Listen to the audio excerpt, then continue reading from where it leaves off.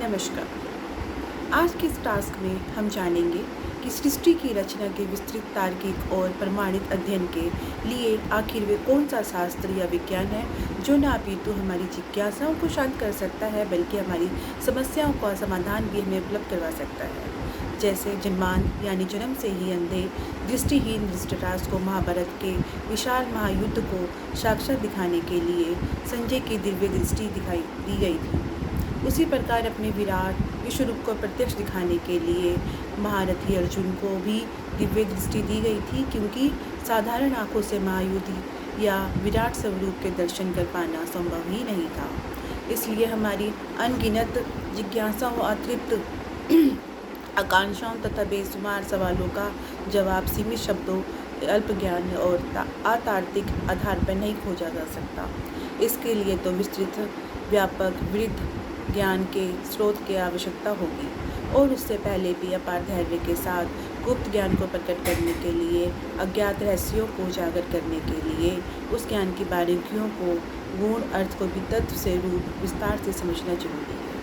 इसी ज्ञान का साक्षात अनुभव करने के लिए योगेश्वर श्री कृष्ण भगवान की वाणी को थोड़े परिवर्तित रूप में केवल समझने के उद्देश्य के लिए ही प्रतीकात्मक और सारगृत स्वरूप में ही अपनी ही समझ, ज्ञान, बुद्धि और विवेक के आधार पर प्राप्त ज्ञान के कुछ छींटों को आपके समक्ष बताने जा रहे हैं।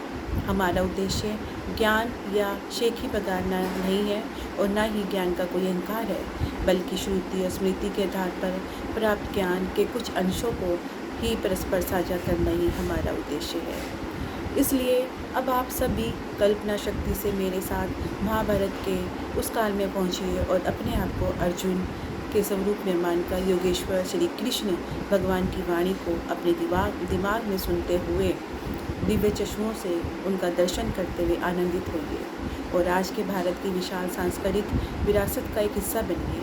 आप महसूस करेंगे मेरे साथ ही श्री भगवान कृष्ण की वाणी को। हे अर्जुन, तुम जो भी देखना चाहो उसे तत्क्षण मेरे शरीर में देखो। तुम इस समय तथा भविष्य में भी जो कुछ तुम देखना चाहते हो उसको यह विराट विश्वरूप में दिखाने वाला है। यहाँ एक स्थान पर चर सब कुछ है। भूत, भविष्य और वर्तमान तीनों कालों का ज्ञान कराने वाला ज्योतिष शास्त्री अकेला ऐसा प्रत्यक्ष शास्त्र है जो संसार की हर वस्तु, पदार्थ, हर प्राणी का, हर घटना का, हर क्रिया कारण के संबंध में विश्लेषण कर सटीक परिणाम उपलब्ध करा सकता है और हर ज्ञात अज्ञात की ओर बढ़ा जा सकता है तथा ज्ञात से ही अज्ञात को भी जाना जा सकता है। किंतु हे अर्जुन, तुम मुझे या इस ज्ञान को अपनी साधारण आंखों से नहीं देख सकते।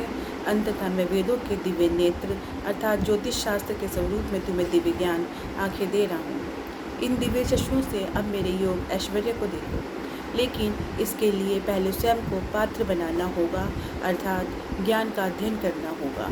खुद ही को कर बुलंद इतना कि हर तकदीर से पहले खुदा बंदे से पूछे, बता तेरी रजा क्या है।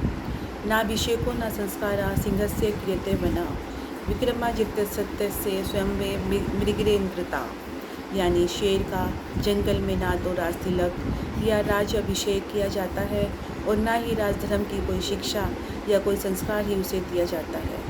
अपने लिए अपने ही भुजबल से सम्मानित पद पर उपार्जन करने वाला सिंह स्वयं ही मृगेंद्र अर्थात वनराज या जंगल का राजा कहलाता है। लेकिन उद्यमेन ही सिद्ध्यन्ति काल कार्याणि मनोरथे न ही सुकृतस्य सिंहस्य परुषन्ति मुखे मृगा, अर्थात हमारे कार्य समय अनुसार अपेक्षित और उचित परिश्रम करने से ही पूर्ण हो सकते हैं, केवल इच्छा करने मात्र से नहीं। जैसे शेर वनराज होते हुए भी अगर शिकार के लिए प्रयास नहीं करेगा तो सोए हुए शेर के मुख में हिरण या अन्य जानवर आकर अपने आप ही प्रवेश नहीं करेंगे।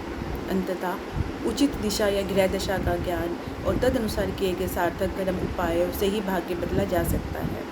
इस वीडियो में अभी बस इतना ही। अगले टास्क में हम आपके समक्ष फिर हाजिर होंगे नए ज्ञान और नए जानकारी के साथ।